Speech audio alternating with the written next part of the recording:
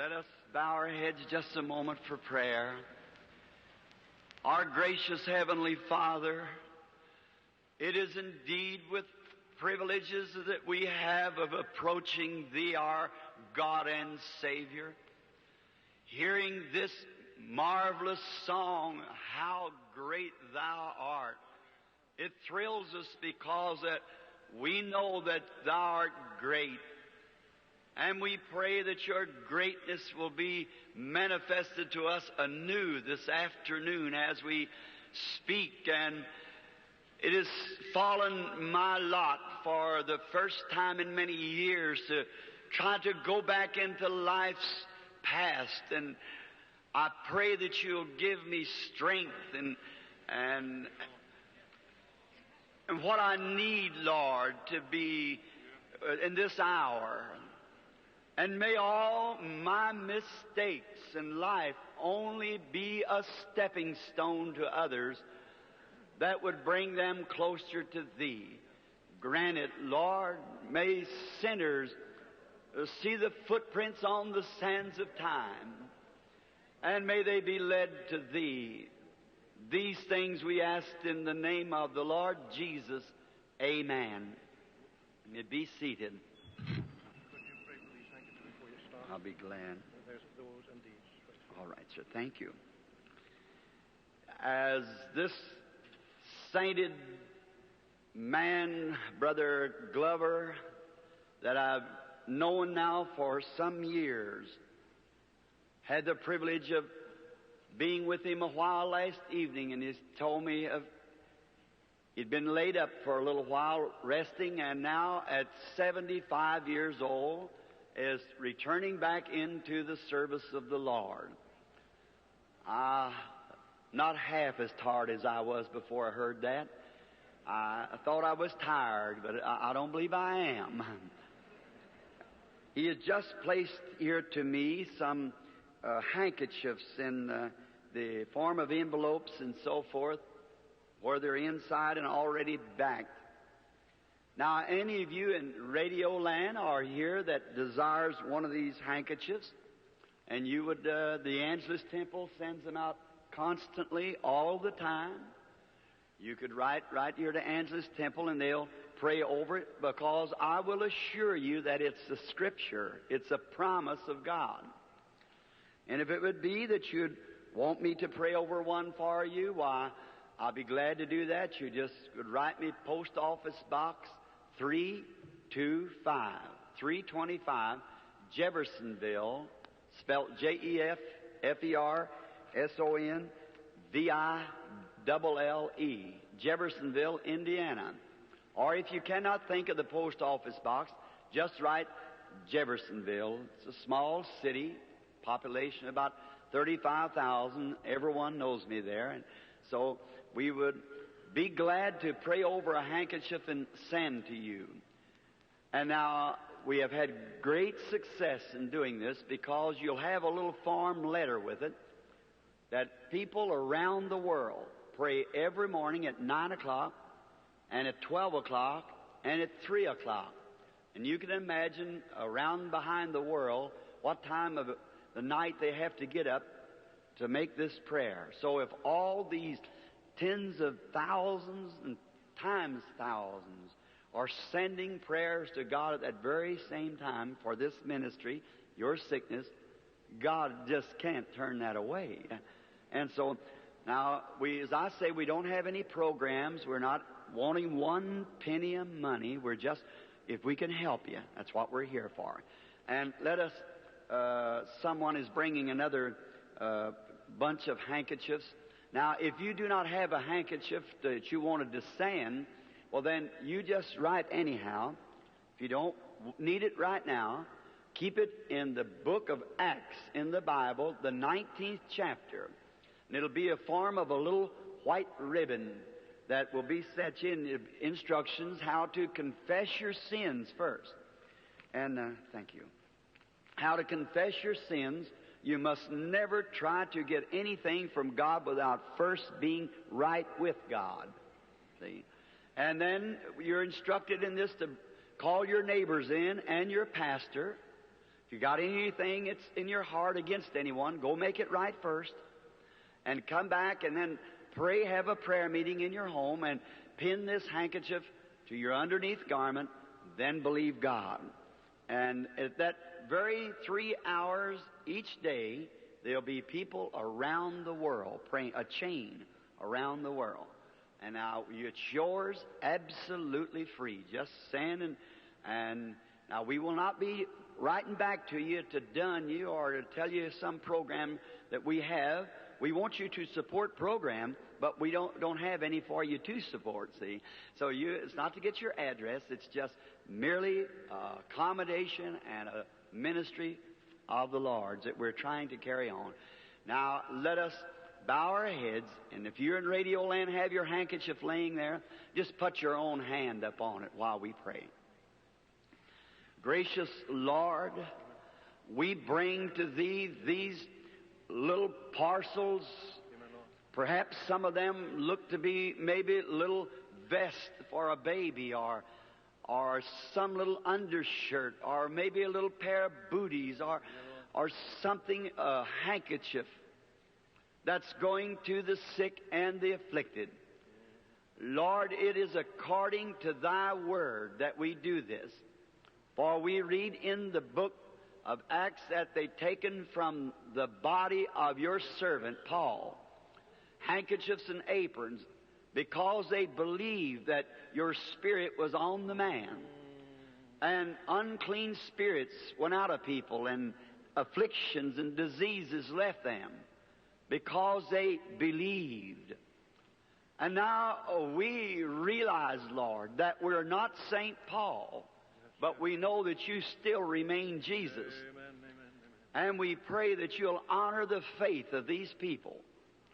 And it was said once that when Israel, trying to obey God, had been caught into a trap, the sea before them, the mountains on either side, and Pharaoh's army approaching.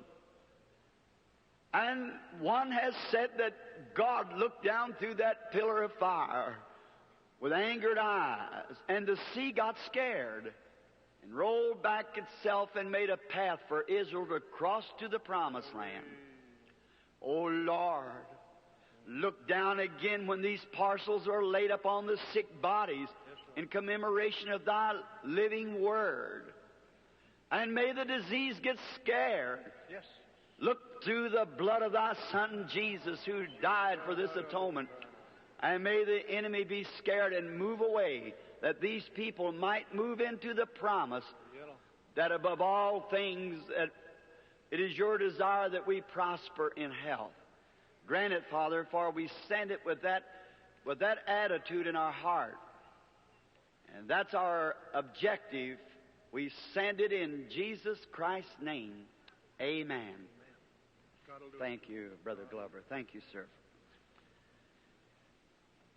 Now tonight being the closing of this part of the revival, I do not know whether it will be broadcast or not, but I'd like to say, if not to the radio audience, that this has been one of the finest meetings that I've had for many, many years.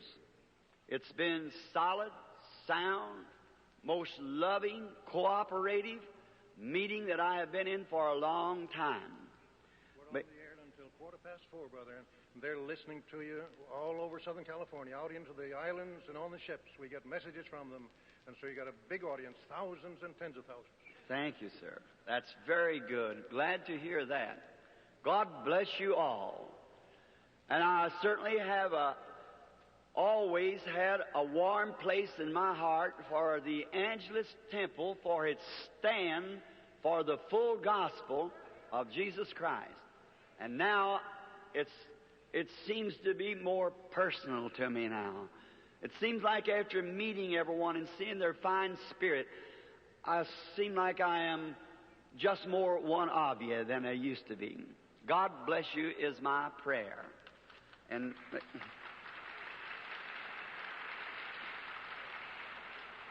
thank you kindly. Now, it was given out that today I was to kind of talk to you a while on my life story. That's a hard thing for me. This will be the first time I have tried to approach it for many years. And I would not have time to go in details, but just part of it. And in here I've made many mistakes, done many things that was wrong.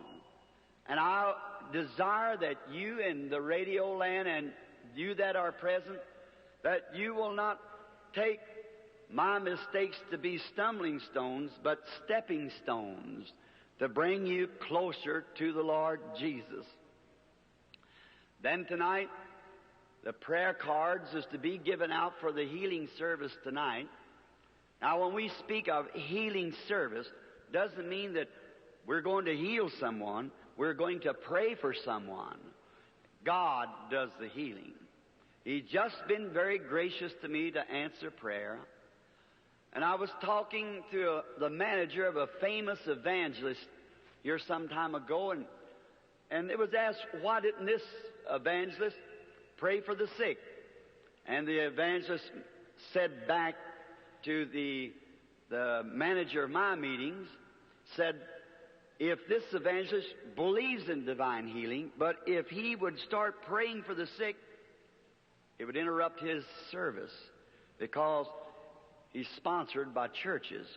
Many churches, and many of them does not believe in divine healing. So I have an honor and respect for the evangelist, because he's keeping his place, his post of duty. He could perhaps, I could never take his place, and I doubt whether he could take my place. We all have a place in the kingdom of God. We're all joined together, different gifts, but the same Spirit. Different manifestations, I meant to say, but the same Spirit. And now, tonight, the services will begin. I think they said the concert begins at 6:30. And if you're out in the radio land, come in to listen to this. It'll be beautiful. It's always.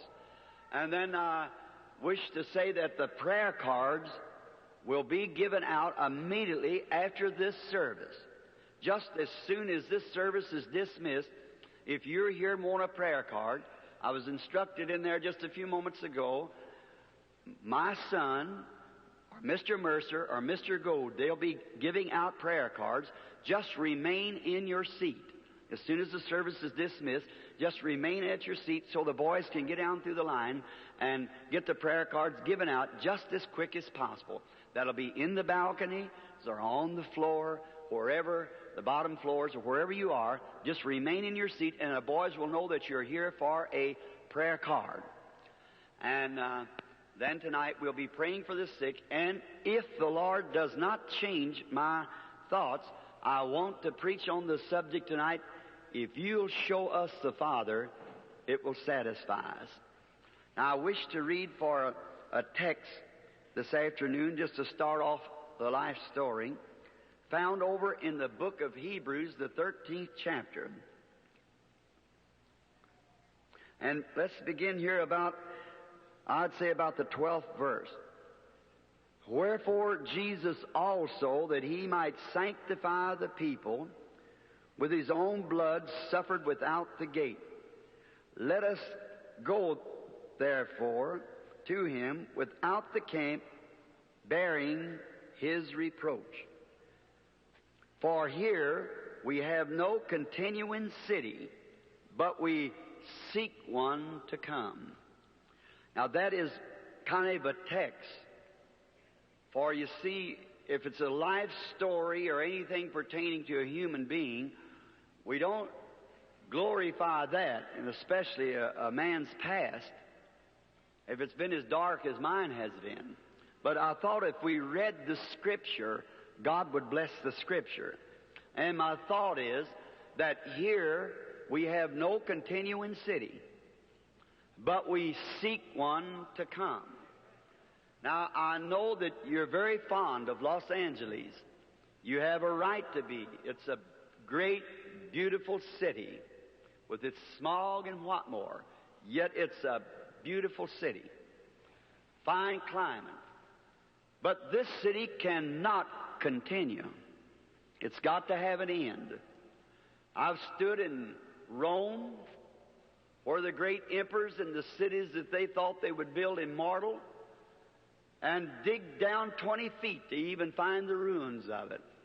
I've stood where the pharaohs had their great kingdoms, and you dig down in the ground to find where the great pharaohs ruled. All of us like to think about our city and our place, but remember, it cannot stand. When I was a little boy, I used to go to a great maple tree in my country. We have a lot of hardwood. And then we had this maple trees, the sugar maple, and what we call the hard maple and soft maple. This great, gigantic tree, it was the most beautiful tree. When I would come in from the fields of working the hay and the harvests, I would love to go to this big tree and sit down under it and look up, and I could see its great, mighty branches sway in the wind, great, huge trunk. And I said, you know, I believe that this tree will be here for hundreds and hundreds of years. Not long ago, I took a look at the old tree. It's just a snag. For here we have no continuing city. Nothing here on the earth that you can look at will continue. It's got to have an end. Everything that's mortal has to give away to an immortality. So no matter how good we build our highways, how fine we make our structures, it all has to go. For here there's nothing can continue. Just the unseen is what continues. I remember the house that we lived in. It was an old log house chinked with mud. Perhaps maybe many never seen a house chinked with mud. But it was all chinked up with mud, and the great huge logs that was in the old house, I thought that house would stand for hundreds of years. But you know, today where that house stood is a housing project. It's so much different. Everything's changing. But now I used to see my father. He was rather a short, stocky man, very strong. And he was one of the strongest little men that I knew of. I met Mr. Coots, a fellow that he used to work with in the logs. He was a logger. And about a year ago, and Mr. Coots is a very good friend of mine, a deacon in the First Baptist Church. And he said, Billy, you ought to be a real powerful man. And I said, no, I'm not, Mr. Coots. He said, if you took after your daddy, you would be. He said, I seen that man weighing 140 pounds load a log on the wagon by himself. It weighed 900 pounds. He just knew how to do it. He was strong. I'd seen him come into the place to wash and get ready for dinner when Mother would call him. And we had an old apple tree out in the front yard. And then there was 3 or 4 small ones along towards the back. And right in the middle tree, there was an old looking glass that had been broke, mirror, large one, and had been tacked on the side of the tree with some nails bent in. Kind of like what some of you carpenters listening would call coat hangers. It had been bent in to hold the glass in its place. There was an old tin comb. How many ever seen an old tin, the old-fashioned tin combs? I can just see it. And then there was a little wash bench, just a little board with a little slanting leg beneath it, tacked against the tree. A little old half-sulfur pump there that we pumped the water out, and we washed at this old tree. And Mama used to take meal sacks and make towels. Anybody ever use a meal sack towel? Well, I'm sure I feel at home now. And those big old rough towels, and when she'd give us little kiddies a bath, she'd feel like she was rubbing the hide off every time she rubbed. And I remember that old meal sack, and she'd pull some of the strings out and make little tassels to kind of decorate it up. How many ever slept on a straw tick? Well, I will say. How many ever know what a shuck pillow was? Well, Brother Glover, I'm at home now, sure enough. Straw tick, well, it hasn't been too long since I just come off of one. It was, it's good sleeping, cool. Then in the wintertime, they take the old feather bed and lay on it, and then have to put a piece of canvas over the top of us to cause the snow blowed in the cracks in the house, where the old clapboard shingles would turn up, and the snow would sweep through it. And, I can remember that very well. And then Pop used to have a shaving brush. Now this is going to get you. It was made out of corn shucks. A shaving brush with corn shucks. He'd take Mother's old lye soap that she had made, fix it up, and put it on his face with this corn shuck brush and shave it with a big old straight razor. And on Sunday, he'd take the pieces of paper, stick around his collar, the wore celluloid collars, and put it around the collar like this to keep the lather from getting on his shirt collar. Did you ever see that done? Why, my. I remember a little old spring down below where we used to go get a drink of water and get our water out of an old gourd dipper. How many ever seen a gourd dipper? Well, how many of you is from Kentucky anyhow? Well, just look here at the Kentuckians. Well, I'm right. I thought it was all Okies and Arkies out here. But look like Kentucky's moving in. Well, they did strike oil in Kentucky a few months ago, so maybe some of them's coming this way.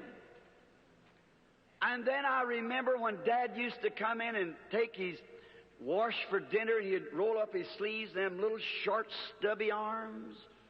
And when he'd pull up his arms to wash, throw the water up on his face, the muscles just wadded in his little arms.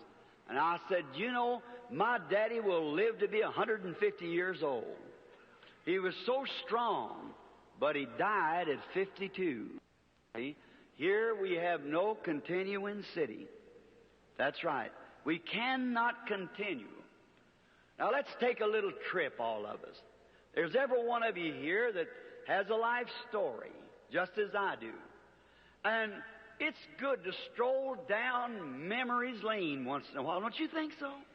Just go back, and let's all go back for a while, back to similar experiences as a little children.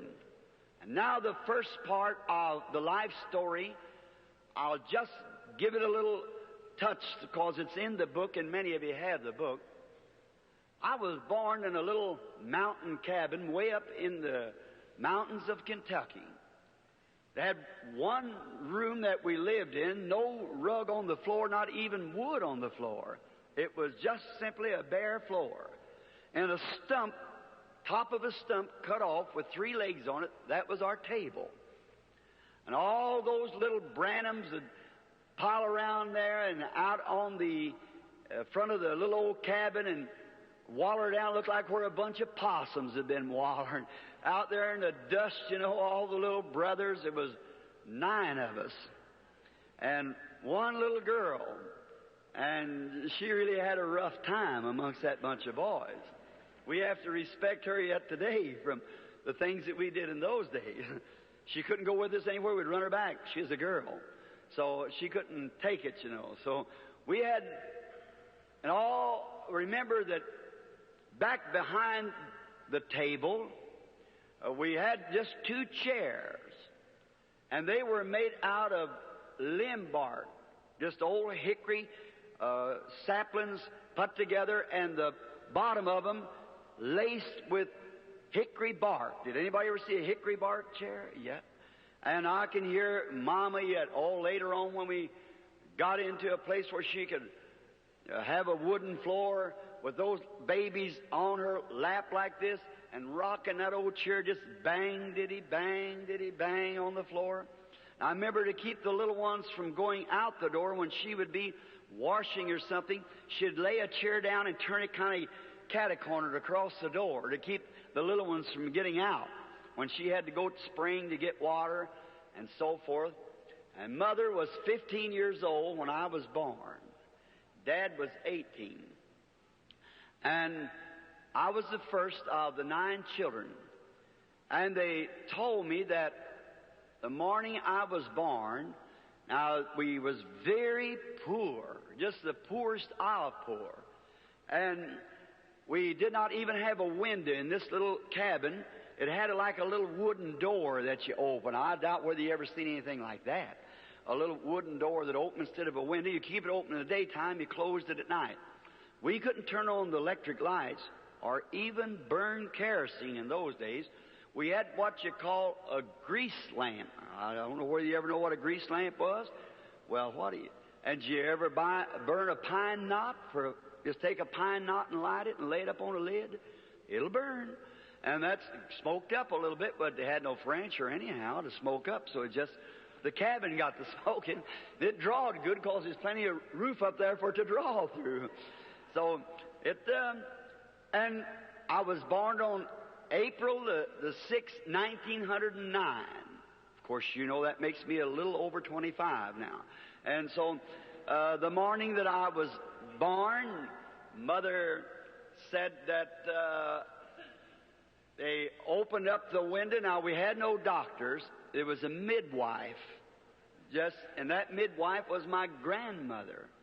And so when I was born and my first beginning to cry, and Mother wanted to see her child, and she's no more than a child herself. And when they opened up the little window just at the break of day, about 5 o'clock, and there was an old robin sitting by the side of a little bush, as you all seen the picture of it in my book of my life story. An old robin was sitting there just singing for all that was in him. I've always loved robins. Now, you boys out in radio land, don't shoot at my birds. You see, they're my birds. Did you ever hear the legend of the robin, how he got his red breast? I'll stop here a moment. How he got his red breast? There was the King of Kings was dying one day on the cross. And he was suffering, and no one would come to him. He had no one to help him. And there was a little brown bird wanted to take them nails out of the cross. And he kept flying into the cross and jerking on those nails. He was too little to pull them out. And he got his little breast all red with blood. Ever since then, his breast has been red. Don't shoot him, boys. Let him alone. He was sitting at the side of the window, chirping as the robins sing, and Dad pushed back the window, and when they pushed the little window door back, that light that you see in the picture come whirling in the window. Says my mother, and hung over the bed. Grandmother didn't know what to say. Now, was not a religious family. My people are Catholic. I'm Irish on both sides. My father is strictly Irish, Branham. My mother is Harvey, only her father married a Cherokee Indian. So that broke the little line of the blood of the Irish. And father and mother did not go to church, and they married out of the church, and they had no religion at all. And back there in the mountains, there was not even a Catholic church.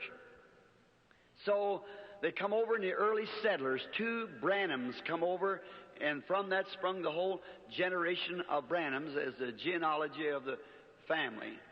And then when they opened this window and this light stood in there, they did not know what to do. Dad had bought him, Mama said, a new pair of overalls for this event. He's standing with his arms in the bib of the old overalls like the woodsmen and loggers used in those days, and it frightened them. Well, after I'd got up maybe 10 days old or something, they'd taken me up to a little Baptist church called Possum Kingdom. Possum Kingdom Baptist Church. That's quite a name. There's an old circuit preacher, the old-fashioned Baptist preacher, came through there about once every 2 months. The people would have a little service together. They'd go sing some songs, but they had preaching ever so often on the circuit rider. They paid him each year with a sack of pumpkins and a few things like that, that the people had raised to give him. And the old preacher came by, and there he offered prayer for me as a little boy. That was my first trip to church. At the year of about something a little over 2 years old, the first vision taking place. Well, they had told around in the mountains there that this light came in, so they tried to figure it up. Some of them said it must have been the sunlight reflecting on a mirror in the house, but there was no mirror in there, and the sun wasn't up. So it was too early at 5 o'clock. And then, they just passed it by, and when it was about supposed to be near 3 years old. Now, I have to be honest. There's things here that I do not like to say. And I wish I could bypass it and not have to say it, but yet to tell the truth, you must tell the truth. If it's on yourself or your people, be honest about it, and then it's always the same. My father was a long way from being a religious person. He was a typical mountain boy that drank constantly all the time. And he had gotten in some trouble in a fight. And there had been 2 or 3 men almost killed as they fighting, shooting, and cutting one another with knives at some kind of a party up in the mountains. And Dad had been one of the ringleaders of this fight because it had been a friend of his that got hurt and had hit someone with a chair, and the man had a knife out and was going to cut Dad's friend on the floor with this knife through his heart, and Dad took his part. And it really must have been a terrible fight, because they, from all the way down to Burkesville, many miles away, they sent a sheriff up after Dad, horseback. So the man was laying at the point of death.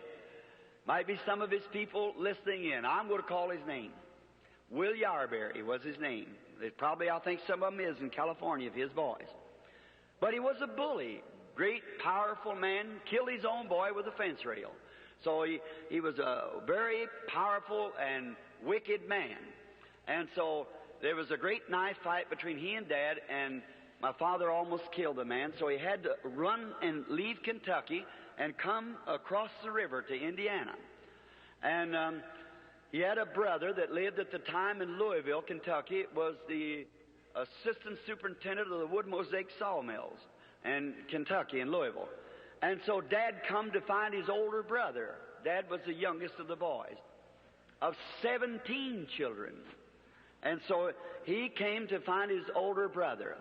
And while he was gone for almost a year, he could not come back because the law was looking for him.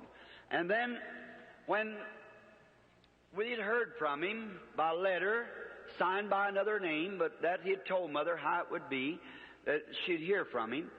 And then I remember one day, the spring, this little cabin was just behind the house, and during that time, after there's 11 months difference between me and my next brother, and he was still crawling, and I had a big rock in my hand, and I was trying to show him how hard I could throw this rock. And the old mud where the spring had run out of the ground and made the muddy ground, and I heard a bird, and it was singing up in a tree. And I looked up to that tree, and the bird flew away. And when it did, a voice spoke to me. I know you think I could not think and remember that, but the Lord God, who judges the earth and the heavens and all there is, knows that I'm telling the truth. That bird, when it flew away, a voice came from where the bird was in the tree, like a wind caught in the bush, and it said, "You'll live near a city called New Albany." And I've lived from the time I was 3 years old until this time within 3 miles of New Albany, Indiana. I went in and told my mother about it.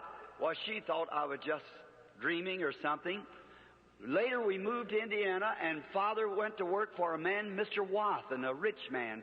He owns the Wathen distilleries, and he owned a great shares. He's a multi-millionaire, and the Louisville Colonels and baseball and so forth. And then we lived near there, and Dad, being a poor man, yet he could not do without his drinking, so he went to making whiskey in a still. And then it worked a hardship on me, because I was the oldest of the children.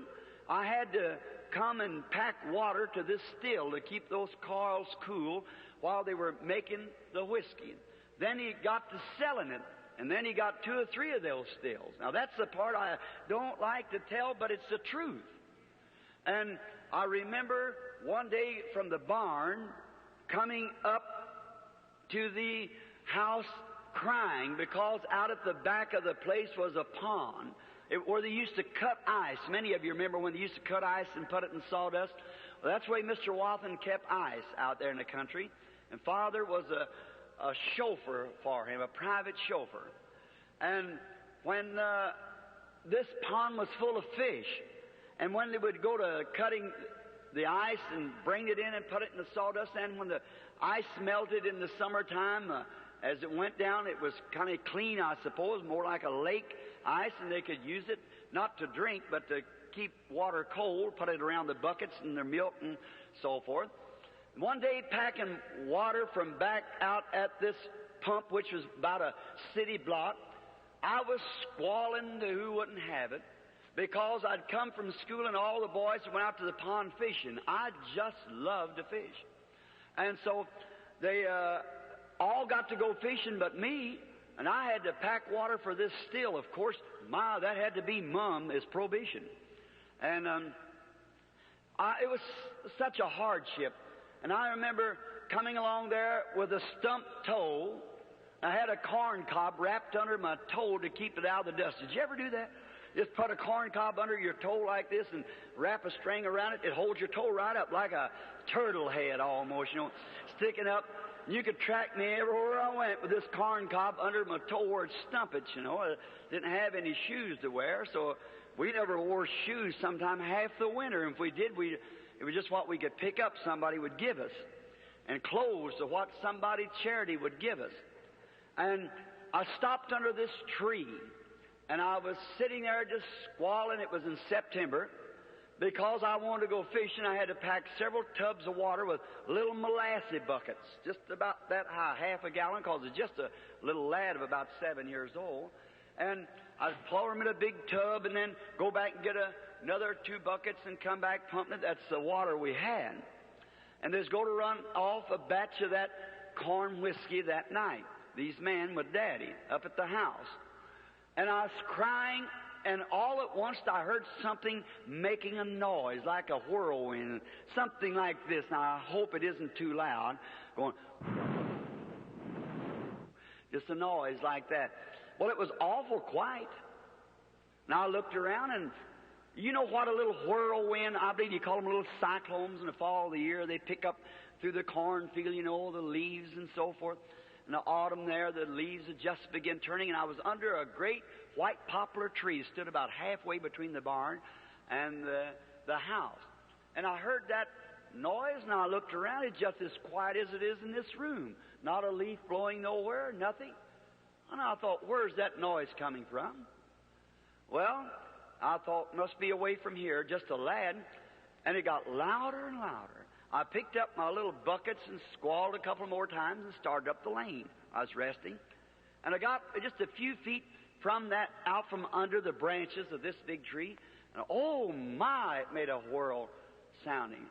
And I turned to look, and about halfway up that tree was another whirlwind caught in that tree, just going around and around, moving those leaves.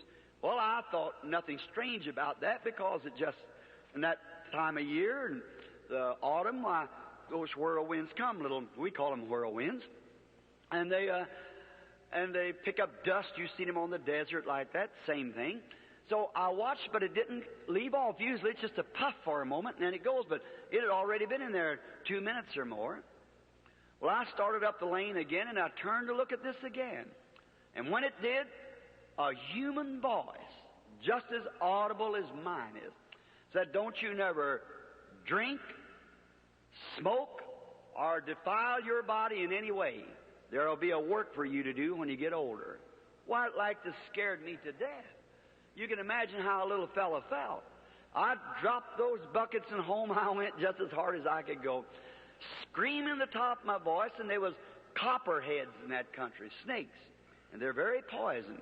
Mother thought, coming alongside the garden, I'd perhaps got my foot on a copperhead, and she ran to meet me, and I jumped up in her arms, screaming, hugging her, kissing her, and she said, what's the matter? Did you get snake bit? Looked me all over. I said, no, Mama, there's a man in that tree down there.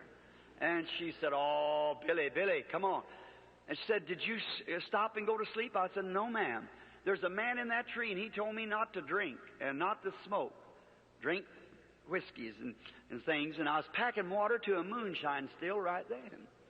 And he said, don't you never drink or defile your body in any way. That's immoral, and my young manhood with women. And to my best, I have never one time been guilty of such. The Lord help me of those things, and as you go along, you'll find out. So then, don't drink or don't smoke or do not defile your body, for there will be a work for you to do when you get older. Well, I told that to Mama, and she just laughed at me, and I was just hysterically. She called the doctor, and the doctor said, well, he's just nervous, that's all. So she put me to bed, and I never from that day to this ever passed by that tree again. I was scared. I'd go down the other side of the garden because I thought there was a man up in that tree. And he was talking to me. Great, deep voice that spoke. And then sometime about a month after that, I was playing marbles out with my little brothers out in the front yard. And all at once I had a strange feeling come on me. And I stopped and sat down on the side of the tree, and we were right up on the bank from the Ohio River. And I looked down towards Jeffersonville, and I seen a bridge rise up and go across the river, span the river, and I seen 16 men, I counted them, had dropped off of there and lost their lives on that bridge. I run in real quick and told my mother, and she thought I went to sleep, but they kept it in mind. And 22 years from then, the municipal bridge, now it's many of you cross when you cross there, crossed the river at the same place, and 16 men lost their life building that bridge across the river. It's never failed to be perfectly true. As you see it here in the auditorium, it's been that way all the time. Now, they thought I was just a nervous, which I am, a nervous person. That's true. And if you ever notice, people who are inclined to be spiritual are nervous. Look at poets and prophets, and look at William Capper, who wrote that famous song, There is a Fountain Filled with Blood Drawn from Emmanuel's Veins. Did you ever, know the song? I stood by his grave not long ago. Brother Julius, I believe, yes, that's right, was with us over there. And his grave, and there after he had wrote that song, the inspiration left him. He tried to find the river to commit suicide. See, the Spirit had left him. And people like poets and authors prophets. Look at Elijah. When he stood on the mountain and called fire out of the heaven and called rain out of the heaven. Then when the Spirit left him, he run at a threat of a woman, and God found him pulled back in a cave 40 days later. Look at Jonah with enough inspiration when the Lord had anointed him to preach there in Nineveh to a city with the size of St. Louis repented with sackcloth. And then when the Spirit left him, what happened to him? We find him up on the mountain after the Spirit left him, praying to God to take his life. And see, it's inspiration. And when these things happen, it does something to you. Then I remember coming on up, I got to be a young man. I'll hurry to make it within the next little bit. When I got to be a young man, I had ideas like all young men. Going to school, I found them little girls. I was real bashful, and I finally got me a little girlfriend. And like all little boys, about 15 years old, I guess. And so, she was pretty. She had eyes like a dove, and she had teeth like pearl, and a neck like a swan, and she was really pretty. And another little boy We were buddies, so he got his daddy's old Model T Ford, and we got a date with our girls, and we was going to take them out riding. We got enough, about 2 gallons of gasoline. We had to jack the back wheel up to crank it. I don't know whether you ever remember that or not, to crank it, but we was going along pretty good. And so I had a few nickels in my pocket, and we stopped at a little place and you could get a ham sandwich for a nickel. And so, I was rich. I could buy 4 of them, see. And after we'd eat the sandwiches and drink the Coke, I started taking the bottles back. And to my surprise, when I come out, women had just started falling from grace at that time, or from womanhood. My little dove was smoking a cigarette. Well, I've always had my opinion of a woman that would smoke a cigarette, and I haven't changed it one bit from that time on. That's right. It's the lowest thing she can do. That's exactly right. And I thought, now the cigarette company could get after me for this, but I'm telling you, that's just a stunt of the devil. It's the biggest killer and sabotage this nation's got. I'd rather my boy be a drunkard than to be a cigarette smoker. That's the truth. I'd rather see my wife laying on the floor drunk than to see her with a cigarette. That's how. Now, if this Spirit of God that's with me, if that is the Spirit of God, as you might question, you smoking cigarettes has got a slim chance when you get there. Because that just, every time you notice on the platform how he condemns it, it's a horrible thing. Keep away from it, ladies. If you have been guilty of that, please, in the name of Christ, get away from it. It breaks you. It'll kill you. It's a cancer by the carloads. The doctors try to warn you. And then how they can sell you that stuff. If you go down to the drugstore and say, I want to buy 50 cents worth of cancer, well, they come lock them up. But when you buy 50 cents worth of cigarettes, you're buying the same thing. Doctors say so. Oh, this money-mad nation. It's too bad. It's a killer. It's been proved. Well, when I seen that pretty little girl just acting smart, this cigarette in her hand, that like to kill me, because I really thought I loved her. And I thought, well, I'm called a woman hater, you know that, because I'm always kind of against women, but not against you sisters. I'm just against the way modern women act. That's right. Well, good women should be packed long, but I can remember when my father's still up there running, I'd have to be out there with water and stuff, see young ladies that wasn't over 17, 18 years old, up there with man my age now, drunk, and they'd have to sober them up and give them black coffee to get home to cook their husband's supper. Oh, something like that. I said, this was my remark then, they're not worth a good clean bullet to kill them with it. That's right. And I hated women. That's right. And I just have to watch every move now to keep them still thinking the same thing. So, but now a good woman is a jewel in a man's crown. She should be honored. My mother's a woman. My wife is. And they're lovely. And I've got thousands of Christian sisters who I highly respect. But if they can respect what God made them, a motherhood and a real queen, that's all right. She's one of the best things that God could give a man was a wife. Besides salvation, a wife is the best thing if she is a good wife. But if she isn't, Solomon said, a good woman is a jewel in a man's crown, but a ornery one or no good one is water in his blood. And that's right, that's the worst thing could happen. So a good woman, if you've got a good wife, brother, you ought to respect her with the highest. That's right. You should do that. A real woman. And children, if you've got a real mother that stays home and tries to take care of you, keeping your clothes clean, sends you to school, teaching you about Jesus, you should honor that sweet old mother with all that's in you. You should respect that woman. Yes, sir, because she's a real mother. They talk about the illiteracy of Kentucky mountains. You sit in this here dog patch stuff. Some of them old mammies out there could come here to Hollywood and teach you modern mothers how to raise your kids. You let her kid come in one night with her hair all messed up and lips, what do you call it? Makeup stuff they put on their face and her dress all squeezed to one side and been out all night drunk. Brother, she'd get one of the limbs off the top of that hickory tree and she'd never go out no more. I'm telling you, if you had a little more of that, you'd have a better Hollywood around here and a better nation. That's right. true. Just try to be modern.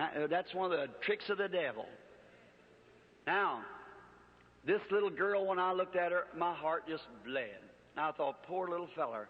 And she said, "Oh, you want a cigarette, Billy?" I said, "No, ma'am." I said, "I don't smoke." She said, "Now, you said you didn't dance. They want to go to a dance, and I wouldn't do it." So I said, "There's a dance down there, what's called Sycamore Gardens." And I said, "No, I don't dance." She said, "Now, you don't dance, you don't smoke, you don't drink. How do you have any fun?" I said, "Well, I like to fish. I like to hunt." That didn't interest her. So she said, "Take this cigarette." And I said, "No, ma'am, thank you. I don't smoke." And I was standing on the fender. They had a running board on the old Ford, you remember. I was standing on that fender, steady in the back seat, she and I. And she said, "You mean you won't smoke a cigarette?" Said, "And we girls has got more nerve than you have." I said, "No, ma'am, don't believe I want to do it." She said, "Well, you big sissy." Oh, my. I wanted to be Big Bad Bill, so I sure didn't want nothing sissy. See, I wanted to be a prize fighter. That was my idea of life. So I said, "Sissy, sissy." I couldn't stand that. So I said, "Give it to me." I handed out, so I'll show her where I'm sissy or not. Got that cigarette out and started to strike the match. Now, I know I'm not responsible for what you think. I'm just responsible for telling the truth. When I started to strike that cigarette, just as much determined to smoke it as I am to pick up this Bible, see, I heard something going. I tried again. I couldn't get it to my mouth.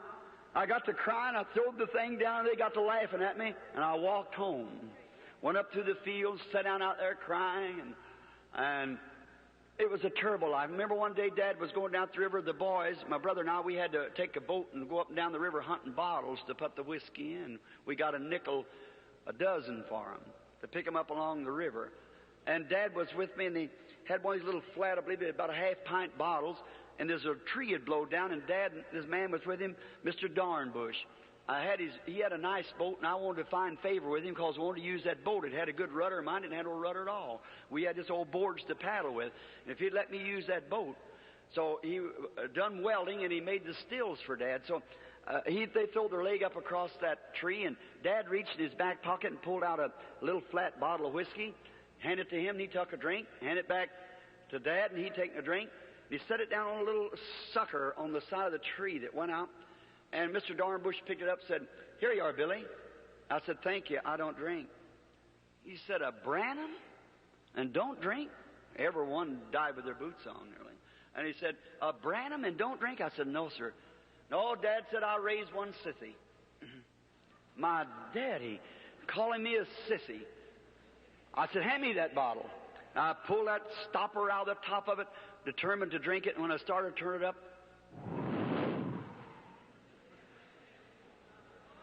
I handed the bottle back and took off down through the field as hard as I could, crying. Something wouldn't let me do it. See, I could not say, well, I was any good. I was determined to do it.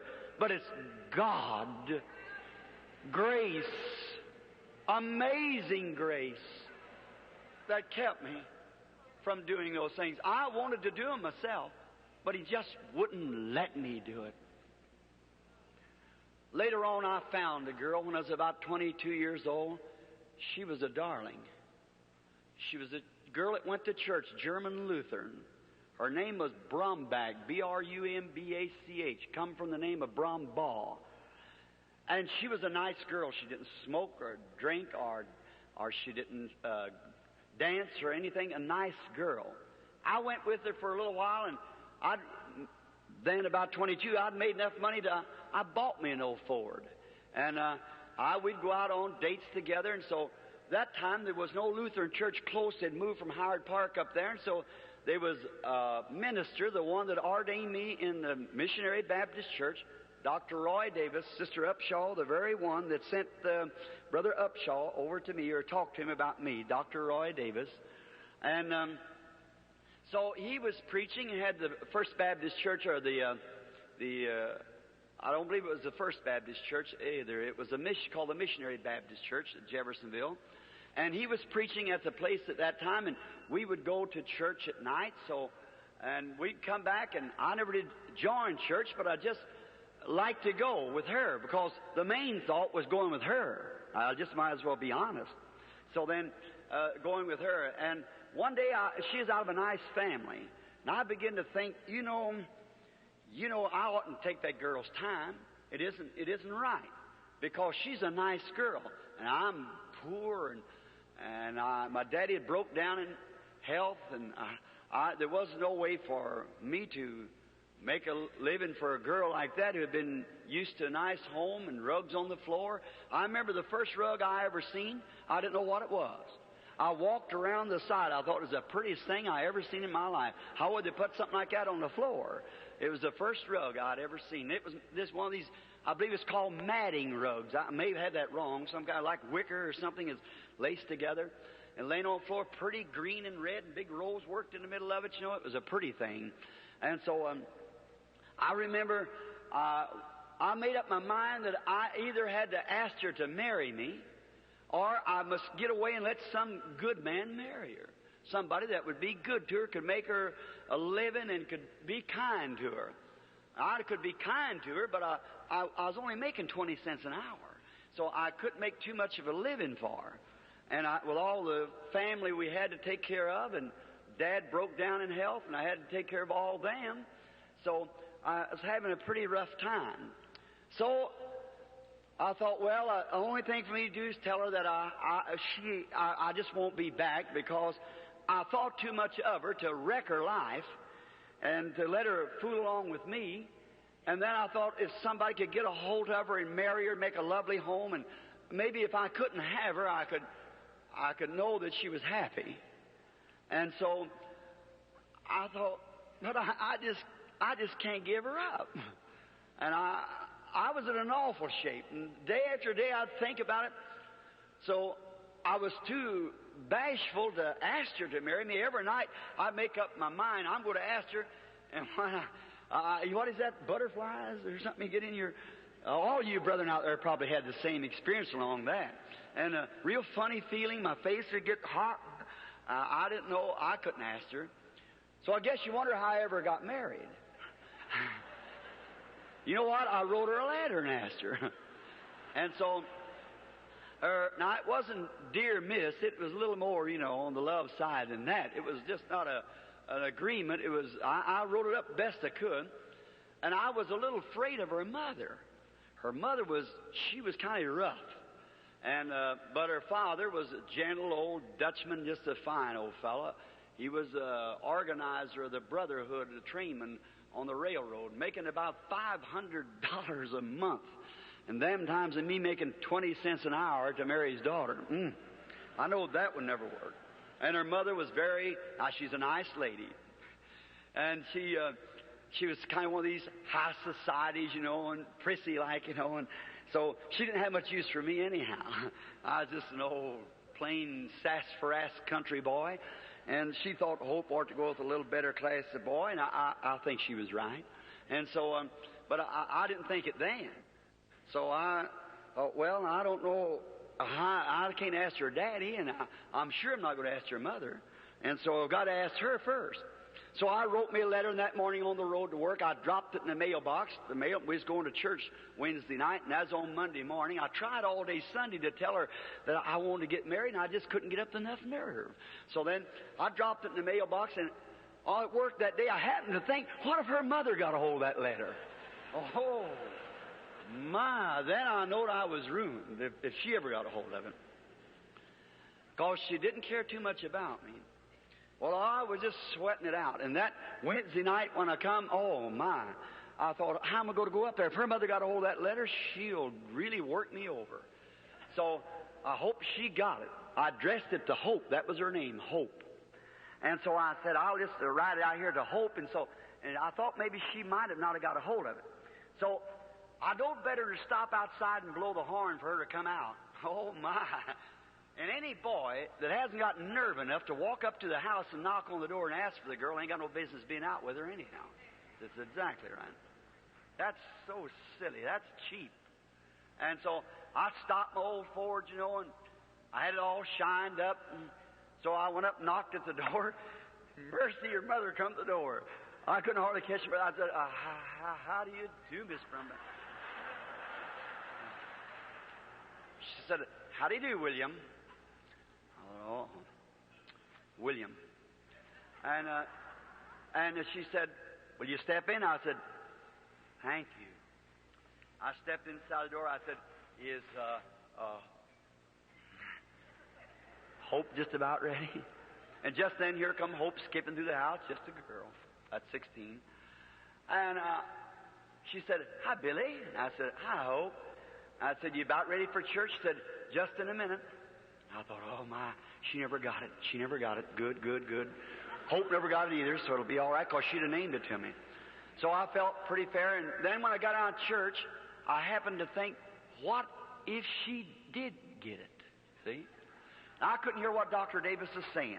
I look over at her, and I thought, if maybe she's just holding it back, and she's really going to tell me off when I get out of here for asking her that. And I couldn't hear what Brother Davis was saying. And I look over at her, and I thought, I hate to give her up. But the showdown's sure to come. So after church, we started walking down the street together, going home. And so we walked to the old Ford. And so all along, the moon is shining bright. And I look over, and she's pretty. Boy, I look at her, and I thought, how I would like to have her, but guess I can't. And so I walked on a little further, and I look up at her again. I said, how you feeling tonight? She said, oh, I'm all right. And we stopped the old Ford down, and we started to get out, around the side, walk around the corner, go to her house. And I was walking up to the door with her. I thought, she probably never got the letter, so I just might as well forget it. I'll have another week of grace anyhow. So I got feeling pretty good. She said, Billy? I said, yeah.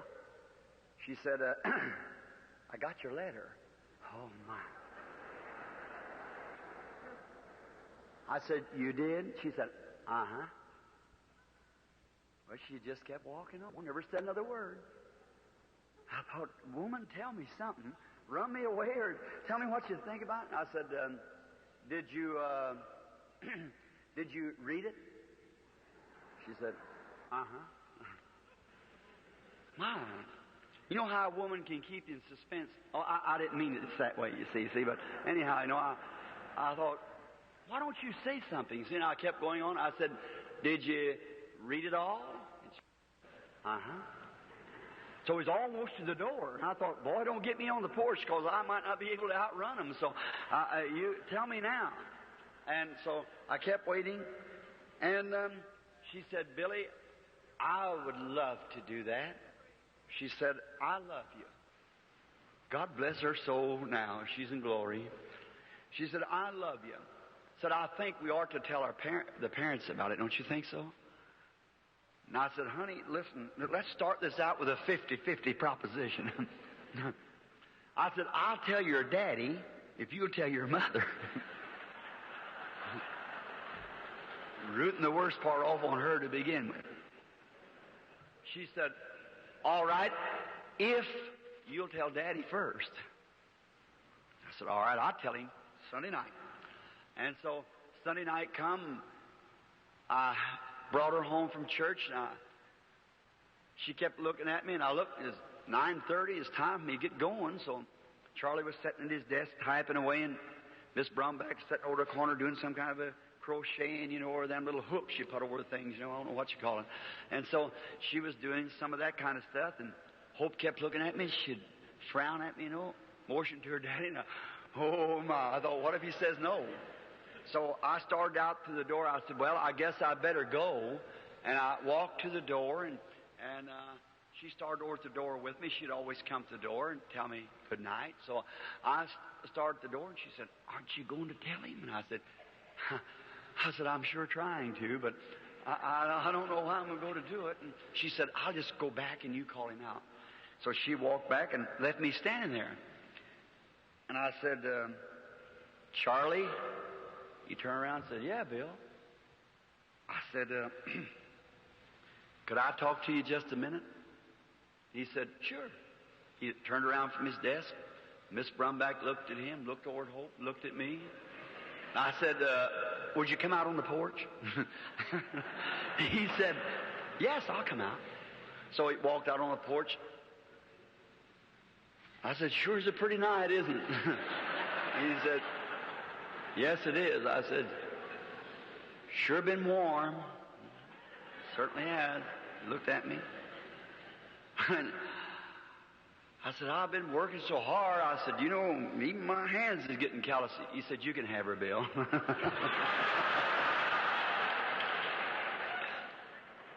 Oh, my.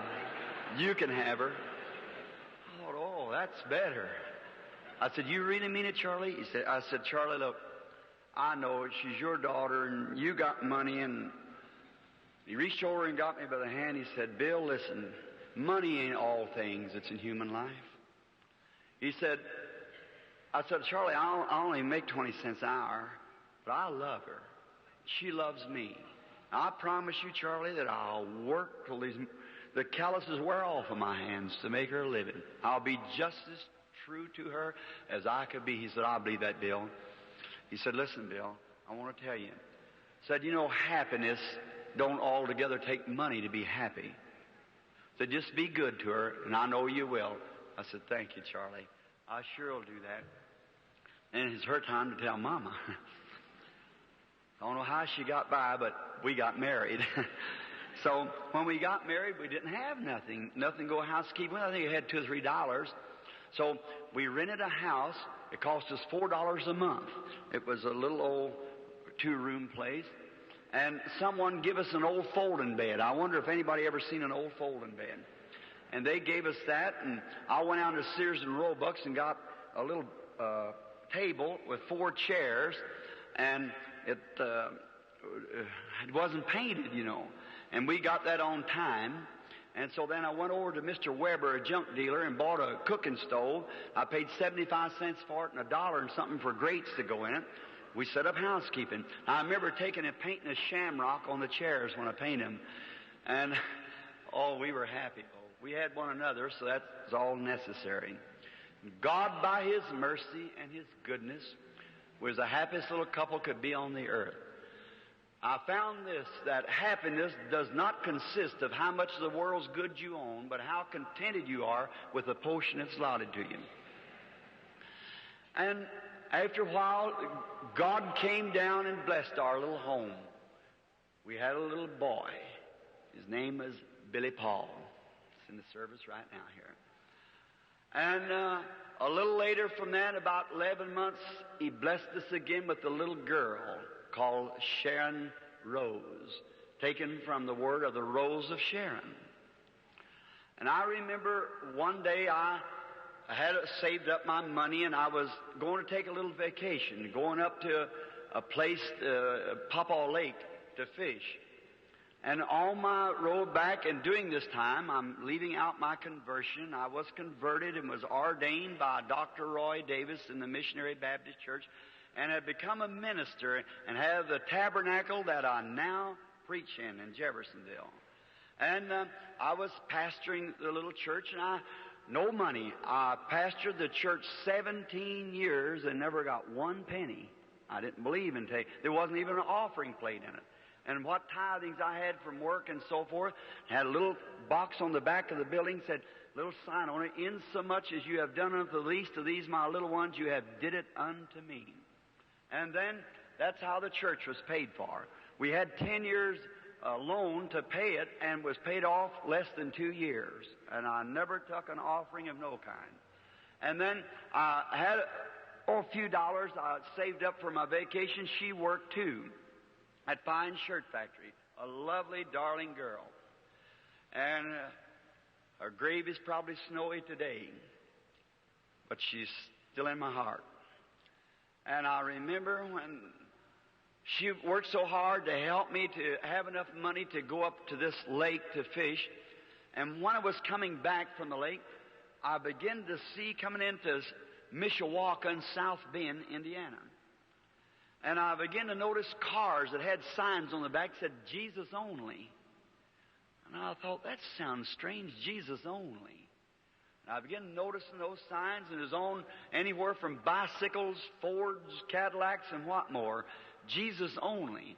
And I followed some of them down, and I come to a great big church, and I found out they were Pentecostal. I'd heard of Pentecostal, but they were a bunch of holy rollers. They laid on the floor and frothed at their mouth and everything that they told me about. So I didn't want nothing to do with it. So I heard them all carrying on in there, and I thought, believe I'll just walk in. So I stopped my old Ford and walked in, and all the singing you ever heard in your life. And I come to find out there were two great churches, one of them called the PA of JC and the PA of W. Many of you people might remember those old I think they're United called now, called the United Pentecostal Church. Well, I listened to some of their teachers. And they were standing there, they were teaching about Jesus and how great He was and how great everything was, and about a baptism of the Holy Ghost. I thought, what are they talking about? And after a while, somebody jumped up and started speaking with tongues. Well, I never heard anything like that in my life. And here comes some woman up through there running just as hard as she could. Then all of them got up and started running. And I thought, well, brother, they sure ain't got no church manners. Screaming and shouting and carrying on. I thought, what a bunch this is. But you know, something about it, longer I sit there, the better I liked it. There was something seemed to be real good. And I began to watch them, and it went on. I thought, I'll just bear with them a while, because I'm close to the door. If anything starts just rational, I'll run out the door. I know where my car's parked, just around the corner. And I begin to hear some of them preachers as scholars and students. Well, I thought, that's fine. So it comes supper time, and said, everybody come to supper. But I thought, wait a minute. I got $1.75 to go home. And that's all I had for gasoline money, just taking that to take me home. And I had my old Ford. It was a pretty good old Ford. It wasn't backslid. It was just like this one out here, just wore out. And I actually believe that Ford would go 30 miles an hour. But, of course, that was 15 this way and 15 this way, you see. Put it together, you had 30. And so I thought, well, that night I think I would go out. And after I stayed for the night service, and he said, all of the preachers, regardless of denomination, come to the platform. Well, there's about 200 of us up there. I went up, and so he said, now we haven't got time for you all to preach. He said, just walk by and say who you are and where you're from. Well, it come my time. I said, William Branham, Baptist, Jeffersonville, Indiana. Walk by. I hear all the rest of them calling themselves Pentecostal, Pentecostal, Pentecostal, PAW, PAJC, PAW. I walked by, I thought, well, I guess I'm the ugly duckling. So I sit down, waited. And that day they had fine young preachers out there, and they'd preached powerfully. And then they said the one's going to bring the message tonight is, I believe they called him elder. And the ministers, instead of reverend, it was elder. And they brought an old colored man out there. And he had one of these old-fashioned preacher's coats. I don't guess you ever seen one. Long pigeon tail in the back, you know, with a velvet collar, and he had just a little white rim of hair around his head. Poor old fellow, he came out like this, you know, and he stood there and he turned around. And where all the preachers had been preaching about Jesus and how great He was and so forth, that old man texted him over in Job. Where was you when I laid the foundation of the world? Or when the morning stars sang together and the sons of God shouted for joy. That poor old fellow, I thought, why did they put some of them young fellows up there to preach? Great, the place is packed and jammed. And I thought, why didn't they do that? So then this old fella, instead of preaching what was going on down here on earth, he began to preach what was going on in heaven all the time. Well, he took him up at the beginning of time and brought him back in the second coming down the horizontal rainbow. I never heard such preaching in my life. About that time the Spirit hit him. He jumped about that high and clicked his heels together, throwed his shoulders back, went tipping off that platform, said, you haven't got room enough up here for me to preach. And he had more room than I got here. I thought, if that'll make an old man act like that, what would he do if he got on me? Maybe I need some of that. Well, he come out there, I felt so sorry for the old fellow, but when he left, I was feeling sorry for myself. And I looked at him go off there. I went out that night, and I thought, now the next morning, I'm not going to let nobody know who I am. So I went. That night I pressed my trousers. I went out in the cornfield to sleep, and I went out and bought me some stale rolls. I bought a whole bunch of them for a nickel. There's a hydrant down there. I got some water, so I know that would last me a little while. So I got me some water and drank it and went and eat my rolls and come back, got another drink of water and went out in the cornfield, took the 2 seats and laid my little seersucker trousers in there, pressed them on the seat. And that night I prayed pretty near all night. I said, Lord, what is this I got into? I never seen such religious people in my life. And I said, help me to know what this is all about.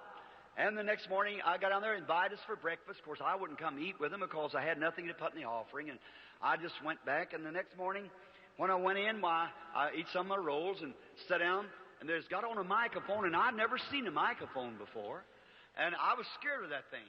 So they had a little string hanging up here and hanging down one of the drop mics like.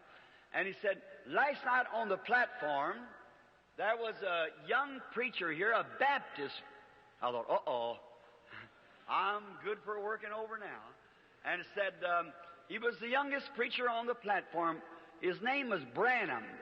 Does anybody know any whereabouts of him? Tell him to come on. We want him to bring the morning message. Oh, my. I had a little T-shirt on and seersucker trousers, you know, and we Baptists believe you had to have a suit on to get in the pulpit, you know, so... And I just sat real still. And during the time, they had it up in the north then, because their international convention, the colored people couldn't come to it in the south. They had the colored there, and I was a southerner. Had starch in my collar yet. You see, I thought I was a little better than somebody else. And it happened to be that morning, sit right down by me was a colored man. So I sat and looked up at him. I thought, well, he's a brother. And he said, anybody know the whereabouts of William Branham? I scooped down the seat. So he said, announced it the second time. Said, anybody on the outside, he pulled his little mic in, know the whereabouts of William Branham, tell him we want him on the platform for the morning message. He's a Baptist preacher from southern Indiana. I just sat real still and ducked down. You know, nobody knew me anyhow. That colored boy looked over at me and said, you know where he is? Well, I either had to lie or do something. So I said, hold down here. He said, yes, sir. I said, I want to tell you something. I said, I'm him. He said, well, go on up there. And I said, I can't. See, I said, I got on these little seersucker trousers, this little T-shirt. I said, I couldn't go up there. He said, them people don't care how you dress. Go on up there. I said, no. I said, keep still. Don't say nothing now. And he come back to the phone a minute and said, anybody know the whereabouts of William Branham? He said, here he is. Here he is. Here he is. Oh, my. There I got up with that little T-shirt on, you know, and here he said, come on up, Mr. Branham. We want you to bring the message. Oh, my. For all them preachers. All them people.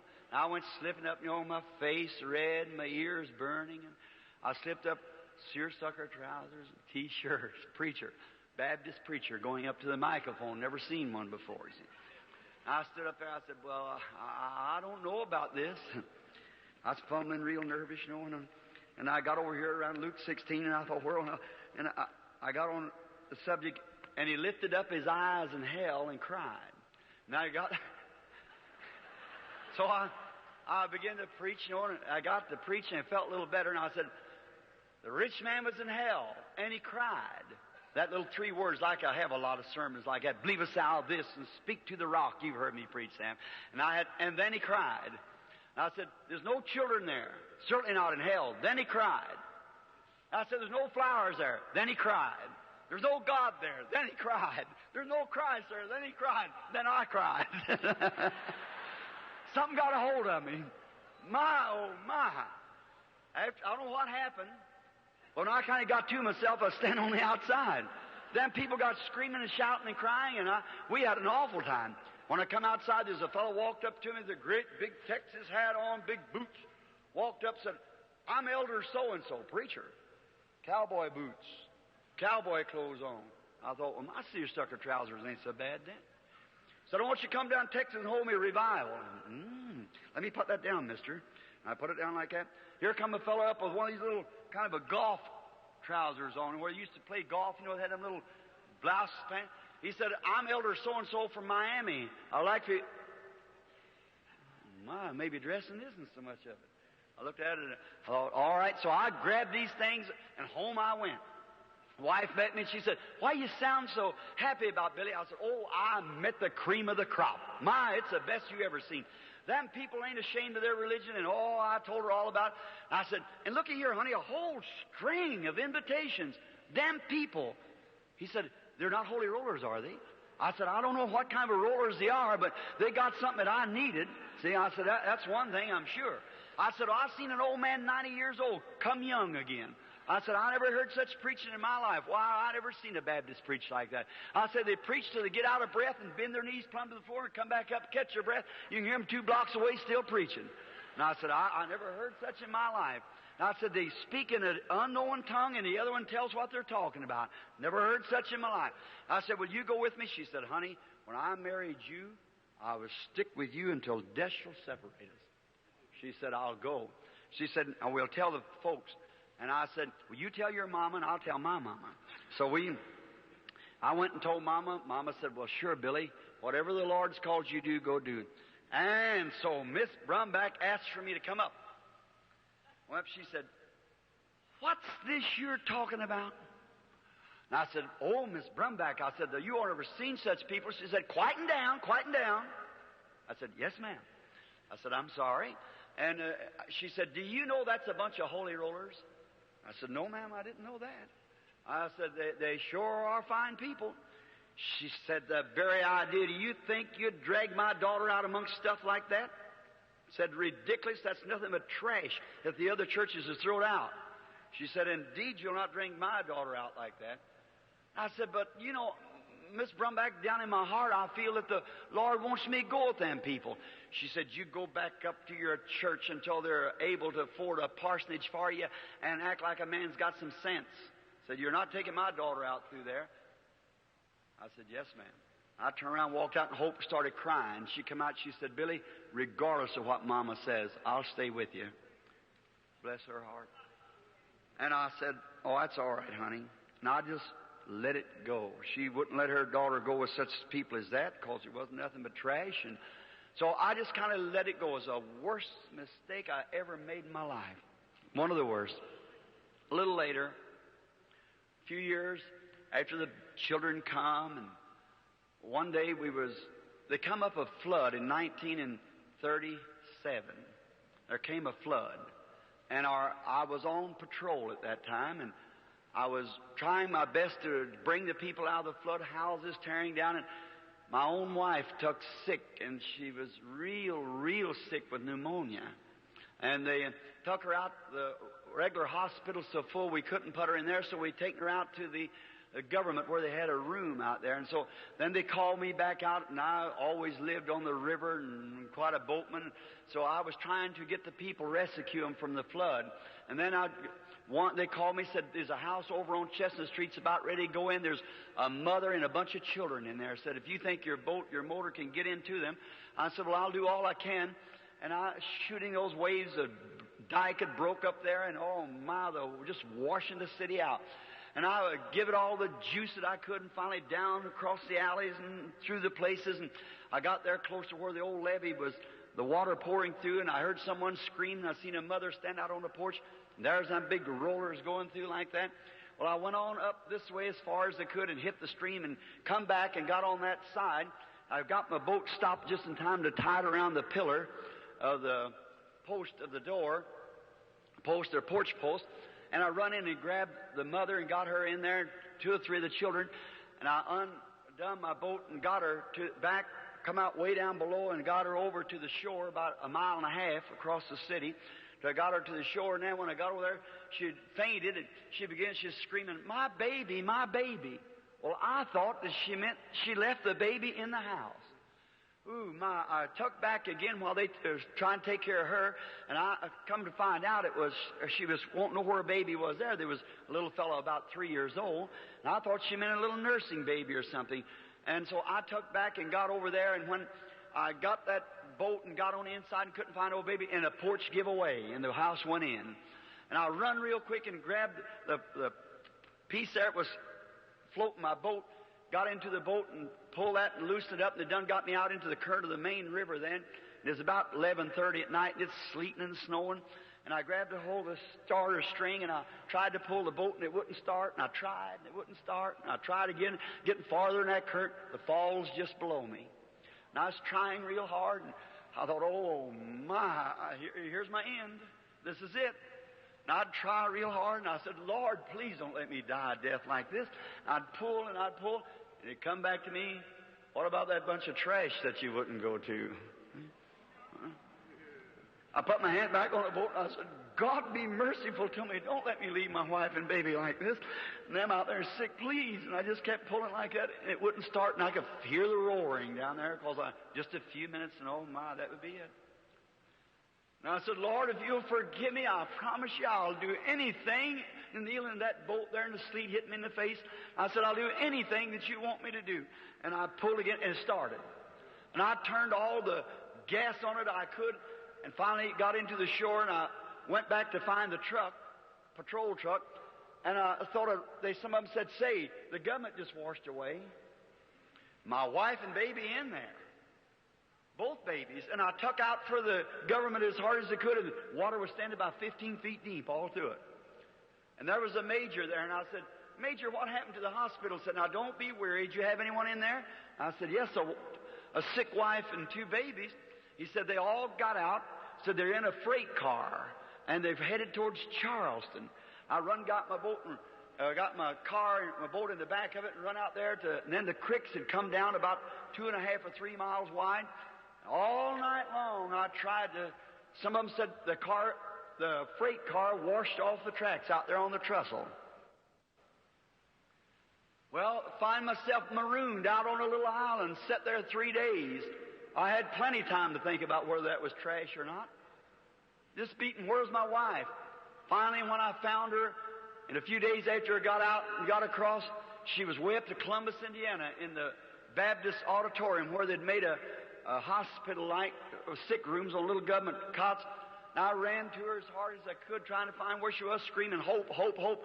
And I looked, and there she was laying on a cot, and TB had set in.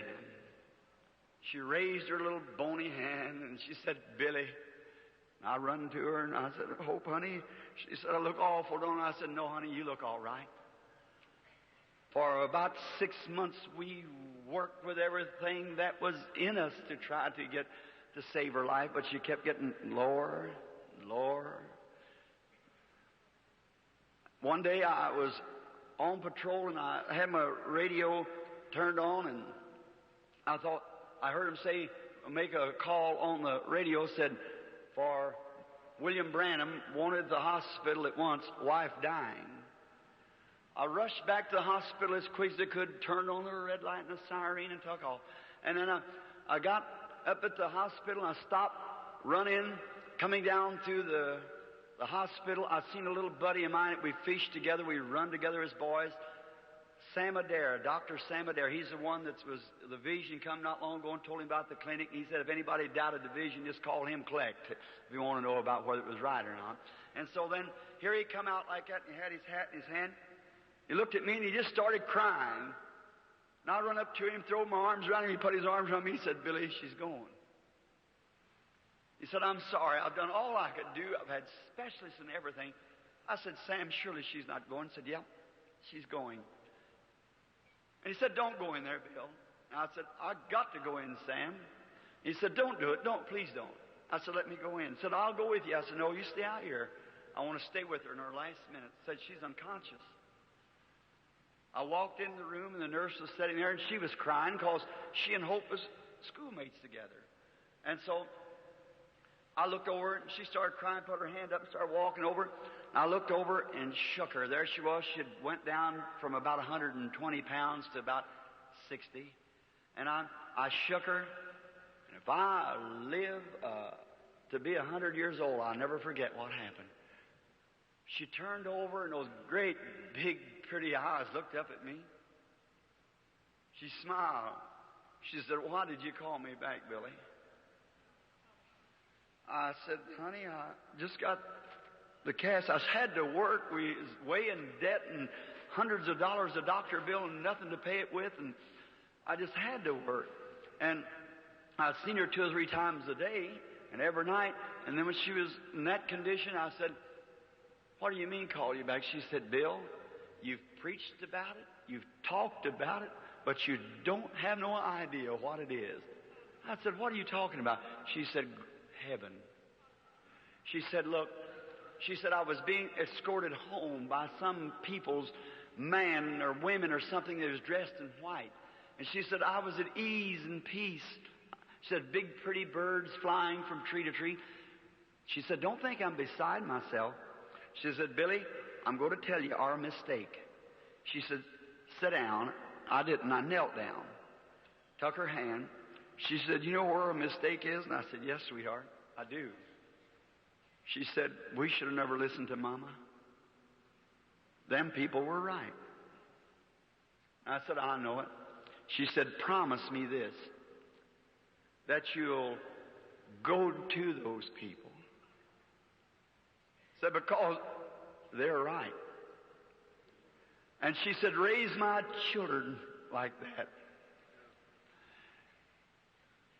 And she said, I want to tell you something. She said, I'm dying.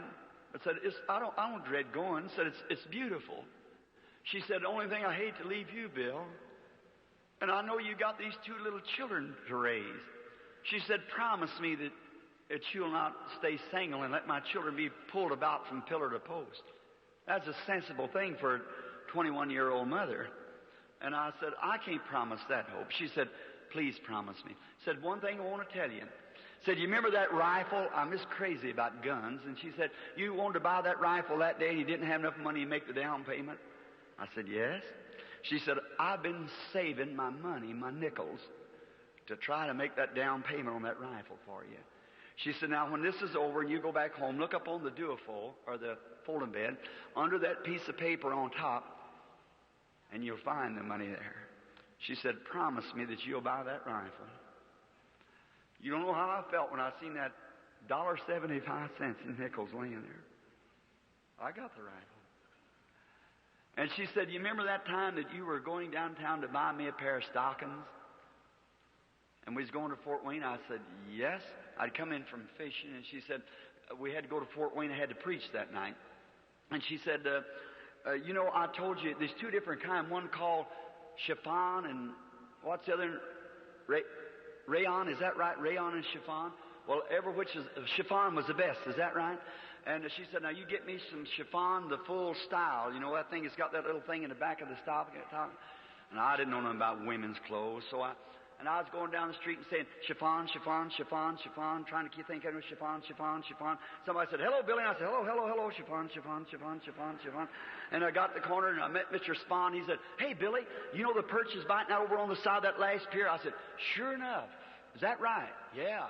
I thought, now when I left him, what was that stuff? I forgot it.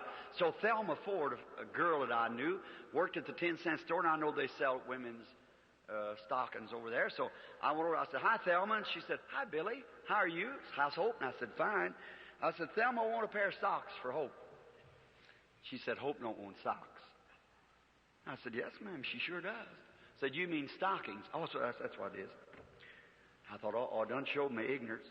And she said, what kind does she want? I thought, oh. I said, what kind you got? She said, well, we got rayon. I didn't know the difference. Rayon, chiffon, all sound the same. I said, that's what I want. She said, I said, fix me a pair of them, full style. And I got that wrong. What is it? Full fashion.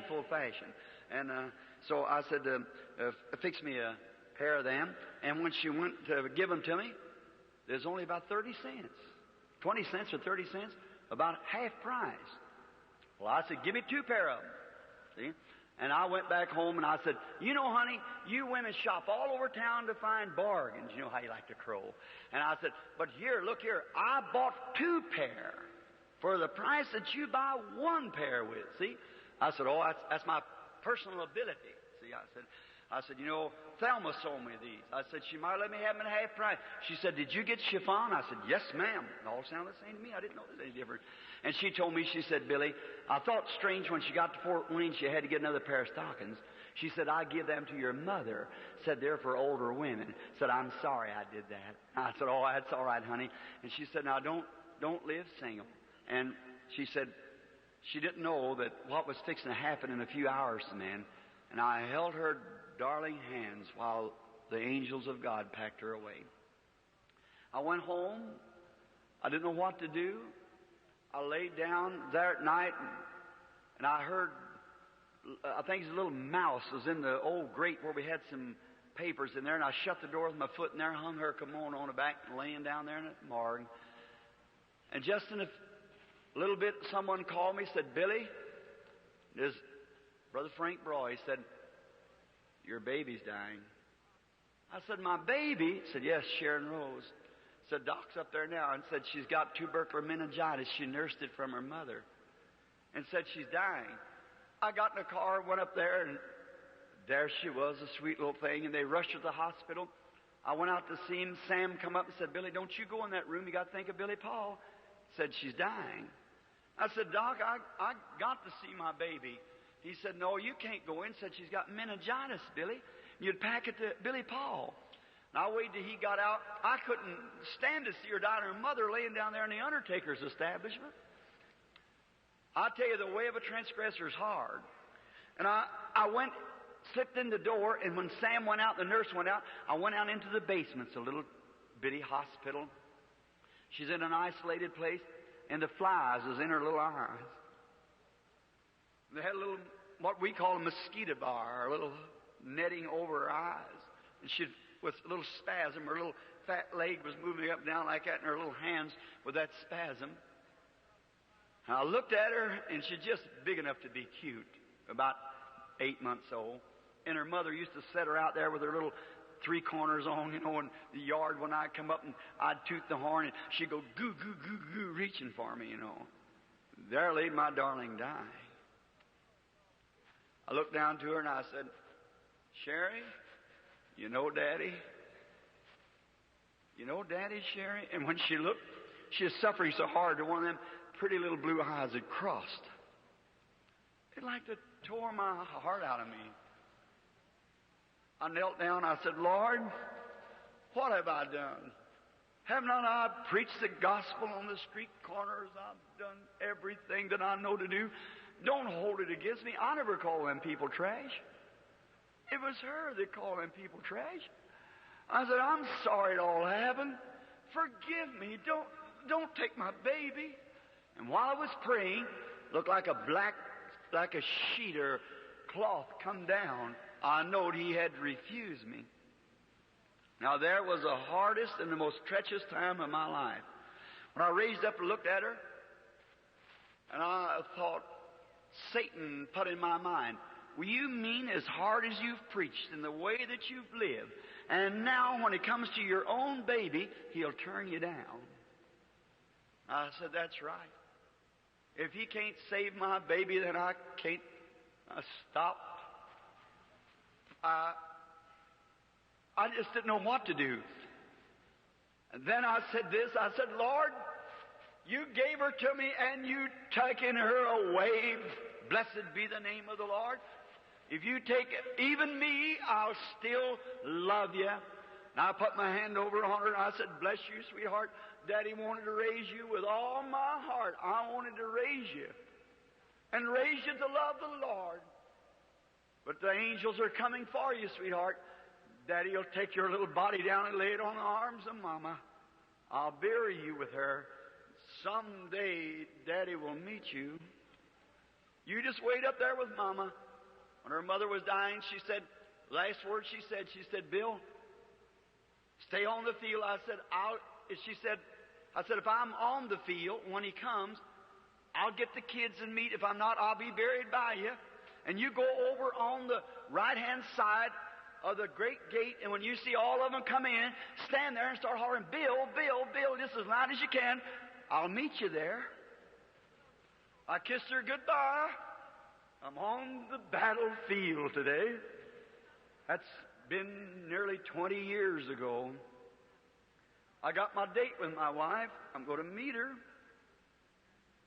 I took the little baby when it died and put it on the arms of the mother, and we taken it out to the cemetery. And I stood there to hear Brother Smith, the Methodist preacher that preached the funeral, ashes to ashes and dust to dust. And I thought, heart to heart. There she went. Not long after that, I took little Billy there one morning. He's just a little bitty feller. That's the reason he sticks with me and I stick with him. I had to be both Papa and Mama both to him. I'd take his little bottle, and we couldn't afford to have a fire at night to keep his milk warm, and I'd lay it under my back like this and keep it warm by the heat of my body. We've stuck together like buddies, and one of these days when I go off the field, I want to hand him the word and say, go on, Billy. You stay with it. Some people wonder why I got him with me all the time. I can't give him up. He's even married, but I still remember she told me stay with him. We stuck together like buddies. Remember walking around town, the bottle under my arm. He'd get to crying. One night he was walking out in the backyard where just when she was fixing to have him, she was smothered, and just a girl, you know, and I'd walk back and forth from the old oak tree in the back of the yard, and he was crying for his mama, and I didn't have his mama to take him to. And I'd pack him. I said, oh, honey, he said, Daddy, where's my mama? Did you put her into that ground? I said, no, honey, she's ours. She's up in heaven. And he said something there like to kill me one afternoon. He was crying. I had his long late in the evening, and I was packing him on my back, packing him on my shoulder, and patting him like this. He said, Daddy, please go get Mama and bring her here. And I said, honey, I can't get Mama. Jesus said, well, tell Jesus to send me my Mama. I want her. I said, well, honey, me and you go see her sometime. And he stopped and said, Daddy. And I said, yeah. Said, I see Mama up there on that cloud. Like to kill me. I thought, I see Mama up there on that cloud. I just almost fainted. I hugged the little fella up to my bosom like that, just held my head down. Went on in. Days passed. I couldn't forget it. I tried to work, couldn't go back home. It wasn't home no more. I wanted to stay. We didn't have nothing but just that old tore-up furniture, but it was something that she and I had enjoyed together. It was home. And I remember one day I was trying to work in public service. I went up to fix an old secretary was hanging down. It was real early in the morning, and I climbed up this cross, and I couldn't give that baby up. I could see my wife going, but that baby going, just a little bitty thing. And I was on there, and I was singing, on the hill far away stood an old rugged cross, and the primaries run down to the transformer and went out in the, secondary. And I was hanging up there and I happened to look, and the sun coming up behind me, and there my hand stretched out, and the sign of that cross on the hillside. I thought, yes, it was my sins that put him there. I said, Sharon, honey, Daddy wants to see you so bad, honey. I would like to hold you in my arms again, you darling little thing. I got beside myself. It had been weeks. I pulled off my rubber glove. There's 2,300 volts running right beside of me. I pulled off my rubber glove. I said, God, I hate to do this. I'm a coward. But Sherry, Daddy's going to see you and Mommy just in a few minutes. Started pulling off my glove to put my hand on that 2,300. Break. Well, you even have no blood left in you. And so I started pulling that glove off, and something happened. When I come to, I was sitting on the ground with my hands up like this to my face, crying. It was God's grace, or I wouldn't have been having a healing service here. I'm sure of that. It was Him protecting His gift, not me. I started home. I quit. Put my tools away and went back. I said, I'm going home. I started around the house, and I picked up the mail in the house, kind of cold, and I went in. We had one little room. I was sleeping on a little cot there, and the frost coming up, and that old stove. I took the mail, and I looked in the mail, and the first thing on there was her little Christmas saving, 80 cents. Miss Sharon Rose Branham. There it was all over again. I'd been game warden. I reached in there and got my gun, pistol, out from the holster. I said, Lord, I can't go this anymore. I'm dying. I'm so tormented. I pulled the hammer back on the gun, put it up to my head, kneeling there on that cot in that dark room. I said, Our Father, who art in heaven, hallowed be thy name. Thy kingdom come, thine will be done as I tried. I squeezed that trigger as hard as I could. I said, on earth as it is in heaven, give us this day our daily bread, and it wouldn't go off. I thought, oh God, are you just tearing me to pieces? What have I done? You won't even let me die. And I threw the gun down and went off and shot through the room. I said, God, why can't I die and get out of it? I just can't go no farther. You've got to do something to me. And I fell over and started crying on my little old dirty bunk there. And I must have went to sleep. I don't know whether it was asleep or what happened. I've always longed to be out west. I've always wanted one of them hats. My father broke horses in his young days, and I always wanted one of them hats, and Brother Demas Sakaran bought me one yesterday. First one I've had and ever had it like that. One of them kind of western hats. And I thought I was going down along through the prairie, singing that song, there's a wheel on the wagon is broken, sign on the ranch for sale. And as I went along, I noticed an old covered wagon, like a little prairie schooner. And the wheel was broke. Of course, that represented my broken family. And as I got close, I looked and there stood a real pretty young girl, about 20 years old, white flowing hair and blue eyes, dressed in white. I looked over at her. I said, how do you do? Went on. She said, hello, Dad. And I turned back and I said, Dad? Well, I said, how, miss, can I be your daddy when you're as old as I am? She said, Daddy, you just don't know where you're at. And I said, well, what do you mean? She said, this is heaven. Said, on earth I was your little Sharon. Well, I said, honey, you was just a little baby. Said, Daddy, little babies are not little babies. Sure, they're immortal. They never get old or never grow. And I said, oh, Sharon, honey, you're a pretty young woman. She said, Mama's waiting for you. I said, where? She said, up at your new home. I said, new home? Branhams are vagabonds. They don't have homes. They just... And I said, well, I never had a home, honey. She said, but you got one up here, Daddy. I don't mean to be a baby. But it's just so real to me. As I start to thinking of it, it all comes back again. She said, you got one here, Daddy. I know I got one over there. Someday I'll go to it. She said, where's Billy Paul, my brother? I said, well, I left him at Miss Broy's just a few minutes ago. Said, Mother wants to see you. And I turned and looked. And there was great big palaces. And the glory of God coming up around him. And I heard an angelic choir singing, my home, sweet home. I started up a long steps running just as hard as I could. And when I got to the door, there she stood. A white garment on, that black hair long, holding down her back.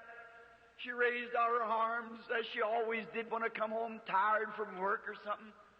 I caught her by the hands and I said, honey, I seen Sharon down there. I said, she made a pretty girl, didn't she? She said, yes, Bill. She said, Bill, put her arms around me, and she said, just around my shoulders. She started patting me. She said, stop worrying about me and Sharon. I said, honey, I can't help it. She said, now, Sharon and I are better off than you are. And said, don't worry about us no more. Will you promise me? And I said, I've been so lonesome for you. And for Sharon, and Billy cries all the time for you. I said, I don't know what to do with him. And she said, it'll be all right, Bill. She said, just promise me you won't weary no more. And she said, won't you sit down? And I looked around, and there's a great big chair. And I remember I tried to buy a chair. Now, in closing, I tried to buy a chair one time. We just had them old common wooden bottom chairs. For that breakfast set, we had to use them, the old chairs we had. And we could buy one of these chairs that let back in the back like I forget what kind of easy rest chair, and it cost $17. You could pay $3 down and $1 a week. And we got one, and when I come in, I'd work all day and preach till midnight around the streets and wherever I could preach. And one day I got behind on my payments. We couldn't make it, and it got day after day. And finally, one day they come and got my chair and took it. That night, I never will forget, she had me a cherry pie baked, poor little old thing. She knew I was going to be disappointed. And after supper, I said, "What's you so good about tonight, honey?" And she said, "Say, I had the boys over in the neighborhood to dig you some fishing worms. Don't you think we ought to go down to the river and fish a little while?" And I said, "Yes, but..." And she started crying. I knew there was something wrong. I had an idea, because it already sent me a notice it's coming to get it. We couldn't make that $1 payment a week. We couldn't afford it. She put her arms around me, and I went to the door, and my chair was gone. She told me up there, she said, "You remember that chair, Bill?" And I said, "Yes, honey, I remember." So that's what she's thinking about, wasn't it? Yeah. She said, "Well, they won't take this one. This one's paid for." She said, "Sit down just a minute. I want to talk to you." I said,